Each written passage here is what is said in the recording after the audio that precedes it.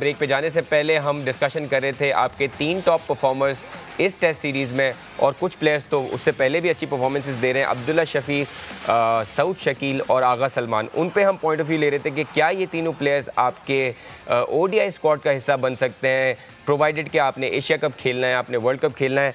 मिर्ज़ा साहब, you can continue with your answer. आप हमें बहुत अच्छा बता रहे थे सऊद शकील का, सो आप अब कंटिन्यू कर सकते हैं। सऊद शकील देखे 59 फर्स्ट क्लास मैचेस खेलने के बाद अपना पहला टेस्ट मैच खेला लास्ट ईयर रावलपिंडी में। तो कहते हैं ना कि जो हमारे यहाँ पीएसएल से लड़के आते हैं उनको एकदम से डाल देते हैं तो वो उस तरह से परफॉर्म नहीं कर पाते। तो चूंकि तजुर्बा था उसके पीछे, पाकिस्तान अंडर 19 को रिप्रेजेंट कर चुका था, तो उस तजुर्बे का उसने भरपूर फायदा उठाया और कराची में जो यूबीएल स्पोर्ट्स कॉम्प्लेक्स के पास एक इलाका है सगीर सेंटर, वो वहां रहा करता था। अब तो गुलशन मेमार शिफ्ट हो गया। तो उसने अपनी क्रिकेट पाकिस्तान क्रिकेट क्लब से शुरू की और जब नेट पर गया तो सरफराज अहमद जो पाकिस्तान क्रिकेट क्लब के कप्तान थे वो हैरान हुए कि छोटा बच्चा कैसे फास्ट बॉलर को खेलेगा। मीर हमजा बॉलिंग कर रहे थे, ताबिश खान कर रहे थे, लेकिन जिस कॉन्फिडेंस से सऊद शकील खेला, सरफराज ने कहा कि आने वाला वक्त इसका होगा। अब आप देखें कि किस तरीके से वो परफॉर्म कर रहे हैं। ऐसे ही अब्दुल्ला शफीक में भी बड़ा पोटेंशियल है। आज उन्होंने अपनी 34 सेंचुरी बनाई। वो कुछ वनडे पाकिस्तान से खेले, सऊद शकील भी 5 वनडे खेले, शायद अब्दुल्ला शफीक 6 वनडे खेले। तो ये ऐसे बैट्समैन है कि जो पाकिस्तानी टीम में जिनकी जरूरत है, जो टेक्निकली भी साउंड है और जो फंस कर भी खेल सकते हैं। आगा सलमान को तो ये वनडे खिला रहे हैं, वो बॉलिंग भी कर लेते हैं, बैटिंग भी कर लेते हैं। बिल्कुल सही है मिर्जा इकबाल साहब। हमने देखा है कि जो लोग अच्छा काम करके जाते हैं उसके बाद परफॉर्मेंसेस आती हैं तो हमारी मैनेजमेंट में इतनी पीसीबी के मैनेजमेंट में चेंजेस हो रही होती हैं कि वो फिर लोग इग्नोर हो जाते हैं। जैसे मोहम्मद वसीम पिछले चीफ सेलेक्टर थे, उन्होंने भी सऊद शकील को काफ़ी सपोर्ट किया और आज हम देख रहे हैं कि वो रिजल्ट्स आ रहे हैं उस सिलेक्शन के। आपको लगता है कि क्रेडिट जाना चाहिए पिछली सिलेक्शन कमेटी को भी? देखिए, पिछली सिलेक्शन कमेटी तो वन मैन शो थी, क्योंकि जो रीजन्स के कोचेस थे वो सिलेक्शन कमेटी में थे। सारे शॉट्स मोहम्मद वसीम खेल रहे थे, लेकिन चूंकि सऊद शकील काफी अरसे से आ रहे थे, उनको 2021 में मौका मिला था जब इंग्लैंड का टूर था पाकिस्तान का, जहां वनडे उन्होंने डेब्यू किया था कार्डिफ में।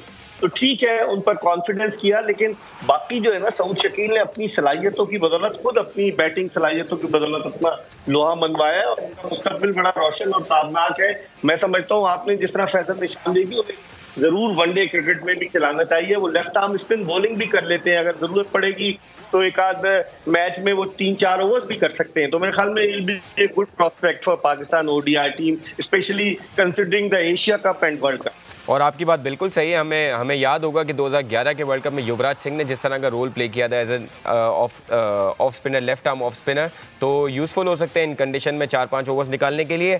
Very good point sir. अब हम थोड़ी अपना रुख करते हैं, जो टेक्निकल कमेटी बनी है या बनने जा रही है उसमें मिसबाउल हक तो उस टेक्निकल कमेटी को लीड कर रहे हैं। ज़का अशरफ के साथ बड़ी क्लोज कोऑर्डिनेशन में उनकी मीटिंग्स भी हो रही हैं, डिसीजंस भी हो रहे हैं। किस तरह देखते हैं मिसबाउल हक का इंक्लूजन इस तरह टेक्निकल कमेटी का बनना और उनका इंक्लूजन होना, और अब वो दूसरे प्लेयर्स के साथ भी बात कर रहे हैं, चीफ सेलेक्टर को सेलेक्ट करने की भी बात कर रहे हैं। So how do you see all of this? Do you think it's a good thing before events like world cup and Asia cup के मिसबाउल हक जैसा सीनियर प्लेयर आपके पीसीबी के रैंक्स में आता है और इस तरह के डिसीजन लेने जा रहा है? देखिए फैसल, सबसे पहली चीज तो ये कि Zaka Ashraf cricket management committee के चेयरमैन है, अभी मुकम्मल तौर से वो पीसीबी के चेयरमैन नहीं बने। लाहौर हाई कोर्ट ने एक ऑर्डर दिया है कि आप डे टू डे अफेयर चलाएं और अपने इलेक्शन कराएं। जब ज़का अशरफ इलेक्शन करा लेंगे और इलेक्टेड चेयरमैन की हैसियत से आएंगे तो फिर उनके जो फैसले होंगे उनमें ज्यादा ऑथेंटिसिटी होगी कि वो ज्यादा बेहतर तरीके से। ये ठीक है, वो पहले भी 1 साल 7 महीने तक पीसीबी के चेयरमैन रहे। नजम सेठी साहब के साथ उनकी जो चपकलिश रही कि अदालत में चले जाते थे, अदालत में मुअत्तल कर देती थी, फिर आ जाते थे।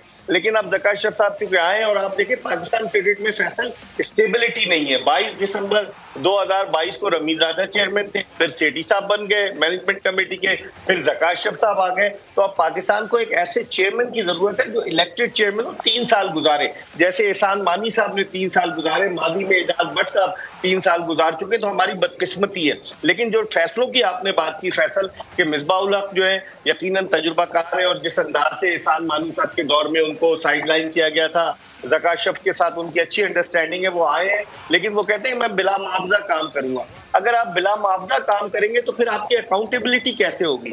जब तक आपको कोई मुआवजा नहीं मिलेगा, बिला मुआवजा में तो आप मुख्तलिफ लीग के साथ भी अटैच हो सकते हैं और मुख्तलिफ जगहों पर जा सकते हैं। तो मेरे ख्याल में मिसबाहुल हक को अभी ये सोचना होगा, और अभी तो चीफ सेलेक्टर बनाने से पहले जका साहब को चाहिए कि वो अपने इलेक्शन अपना कराएं, गवर्निंग बोर्ड आए और फिर उसके बाद ये सारे डिसीजन लें। क्योंकि कुछ लोग ऐसे हैं कि जका साहब के आते ही जिनकी अपनी दुकानें चमकानी शुरू कर दी, फलाना ओहदा, फलाना मुबारकबाद, बाहर पोस्टर लग गए। ऐसा नहीं होना चाहिए। जका साहब समझदार आदमी है और ये क्रिकेट को चला सकते हैं, एडमिनिस्ट्रेशन का उन्हें तजुर्बा है, लेकिन उन्हें अच्छी टीम की जरूरत है। और मेरे ख्याल में माजी में जिन लोगों को आजमा चुके हैं उनको आजमाने के बजाय नए चेहरे सामने आने चाहिए जो पाकिस्तान क्रिकेट को बेहतर तरीके से मजबूत अंदाज से चला सके। बिल्कुल सही है, बिल्कुल सही है। और प्रोफेशनल्स लाइक मिसबाहुल हक के डिफेंस में अगर हम बात करें तो जैसे आपने कहा कि हमारी पीसीबी की जो पोजीशंस हैं वो इतना एब्रप्टली चेंज होती हैं कि कोई भी प्रोफेशनल उसमें कोई पोजीशन लेते हुए भी डरता है। जैसे मिसबाहुल हक ने भी यही कहा कि मैं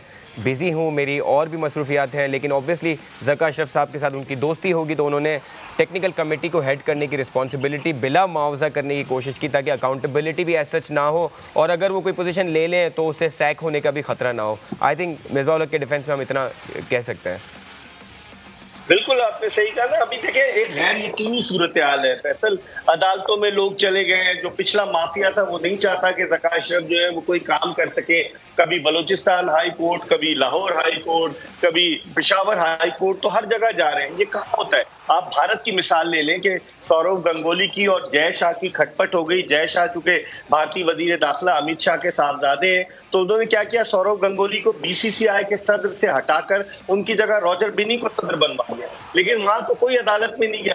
हमारे मुल्क में एक अजीब व गरीब निज़ाम है। हमारे यहाँ स्टेबिलिटी आनी चाहिए, मुस्तकिल मिजाजी होनी चाहिए कि अगर कोई चेयरमैन आता है 3 साल के लिए उसको काम करने का मौका देना चाहिए। ये ना हो कि आए और टांगे खींचना शुरू कर दे। तो हम उम्मीद कर रहे हैं कि ज़का अशरफ जो है वो कुछ काम करेंगे, पहले वो चेयरमैन इलेक्ट हो, क्योंकि आप देखें ना कि फिर अभी उबूरी हुकूमत भी आने वाली है। और वजीर आजम जो होता है पाकिस्तान क्रिकेट बोर्ड के आइन के तहत वो पीसीबी का पेट्रन इन चीफ होता है। तो उबूरी हुकूमत के आने से पहले पहले अगर ज़का साहब अपने आप को मुंतखब करा लेते तो इनके लिए बेहतर होगा, वरना हो सकता है हालात और तब्दील हो जाए, इलेक्शन हो, हालात और तब्दील हो जाए, तो आप पाकिस्तान क्रिकेट के बारे में कुछ भी गेस नहीं कर सकते। बिल्कुल सही है, बिल्कुल सही है। सर अब थोड़ा रुख करते हैं आईसीसी वर्ल्ड कप जो इतना बड़ा इवेंट होने वाला है उसमें सबसे बड़ा मार्की मैच जो है वो पाकिस्तान इंडिया का है, जो अभी जो स्केड्यूल आया उसके हिसाब से 15 अक्टूबर को होना था, लेकिन खबरें ये आ रही हैं कि वो मैच जो है नवरात्रि का इवेंट है इंडिया में, इसलिए वहाँ की सिक्योरिटी ने कंसर्न ये शो किया है कि इस बड़े मजहबी इवेंट की वजह से पाकिस्तान इंडिया का मैच 15 अक्टूबर को अहमदाबाद में कराना मुश्किल है। उस मैच के लिए बात ये हो रही है कि आया वो 14 अक्टूबर को शिफ्ट होगा या उसका वेन्यू चेंज हो जाएगा। दोनों सूरतों में क्योंकि 14 अक्टूबर को 2 और इम्पॉर्टेंट मैचेस होने हैं, सो टीवी राइट्स के हवाले से बहुत सारे स्ट्रगल होगी, और अगर वेन्यू पूरा चेंज होता है तो पाकिस्तान का स्केड्यूल किस तरफ जाएगा, ये भी एक मसला है। किस तरह देखते हैं इस पूरे मामले को? देखिए, जो मेरे पास फैसल भारत से इत्तलात आई हैं, वहाँ के जो रिपोर्टर्स हैं, मेरे दोस्त हैं, उन सब ने मुझे यही बताया कि ये मैच 15 के बजाय 14 को कराएंगे और अहमदाबाद में कराएंगे, क्योंकि नरेंद्र मोदी स्टेडियम अहमदाबाद दुनिया का सबसे बड़ा स्टेडियम है जहाँ 1,32,000 तमाशाइयों के बैठने की गुंजाइश है। तो फाइनेंशियल पॉइंट ऑफ व्यू से भी आईसीसी को, भारतीय क्रिकेट बोर्ड को बड़ी जबरदस्त आमदनी मुतवक्किल है। और वहां पर अभी से होटल्स के रेट, जो होटल 10,000 का था वो 60,000 रुपए पर डे का हो गया, इंडियन रुपीस की बात कर रहा हूँ।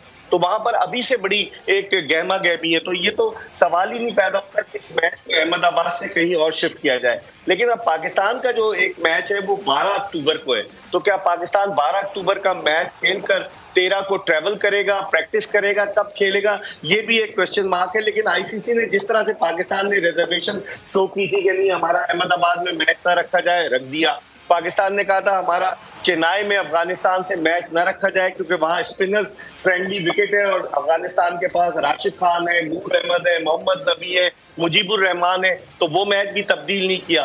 तो अब देखें ना, ICC under influence of India है, भारत के इन्फ्लुएंस में, क्योंकि सारे मेजर स्पॉन्सर जो हैं आईसीसी के पास वो सारे भारतीय स्पॉन्सर्स हैं। तो मुझे नहीं लगता कि वेन्यू तब्दील किया जाए। मेरे पास जो इत्तलात है वो यही है कि 14 अक्टूबर की डेट होगी कि जिस पर ये मैच कराया जाए। जिस तरह आपने कहा कि नवरात्रि का जो उनका फेस्टिवल है और उसमें सिक्योरिटी की बहुत ज्यादा जरूरत होगी। वैसे भी अहमदाबाद बड़ा वोलेटाइल शहर है, आपको याद है गुजरात में फसादात हुए थे। तो इन तमाम चीजों को मद्देनजर रखते हुए अब देखें मुंतजमीन क्या फैसला करते हैं, लेकिन मेरे पास ये इत्तला फैसल की मैच 14 अक्टूबर को होगा। बिल्कुल सही है मिर्जा इकबाल बेग साहब, बहुत बहुत शुक्रिया आपका। इट्स ऑलवेज प्लेयर, आगे भी शोज में आपसे मुलाकात होगी। Thank you so much for being with us.